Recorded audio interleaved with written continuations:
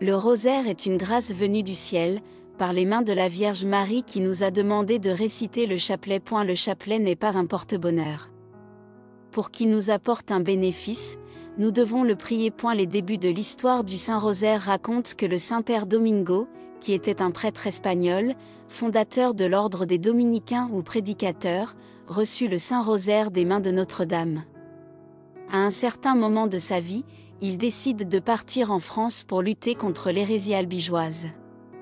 Cette hérésie, entre autres erreurs, enseignait qu'il y avait deux dieux, un bon et un mauvais.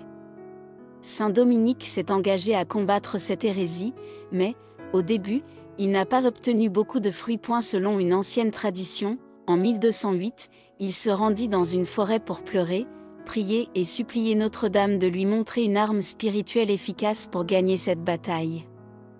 Après le 3e jour de prière, Notre-Dame lui apparut accompagnée de 3 anges et dit à Saint Dominique, « Cher Dominique, savez-vous quelle arme la Sainte Trinité veut utiliser pour changer le monde ?» On raconte que Notre-Dame montra alors le chapelet à Saint Dominique, avec les 50 « Je vous salue Marie ». Et avec lui Saint Dominique convertit les albigeois qui provoquèrent la terrible guerre en France, laissant derrière eux de nombreux morts et la peur. Plus tard, Notre-Dame est apparue au bienheureux Alain de Rupt vers 1450. Inspiré par la Mère de Dieu, Alain a créé des groupes de 50 « Je vous salue Marie » connus sous le nom de mystères joyeux, douloureux et glorieux. Il ajouta également les Nos Pères au début de chaque décennie. C'est ainsi qu'est né le rosaire tel que nous le connaissons aujourd'hui, à la différence de l'inclusion récente des mystères lumineux par le pape Jean-Paul II. Parmi les différentes apparitions de la Vierge Marie, on a laissé une œuvre qui constitue un héritage important pour les chrétiens, le livre « L'admirable secret du Saint-Rosaire » de Saint Louis-Marie Grignon de Montfort. Un ouvrage pour approfondir la dévotion au Saint-Rosaire, les mystères et les richesses de cette dévotion chère aux catholiques au fil des siècles.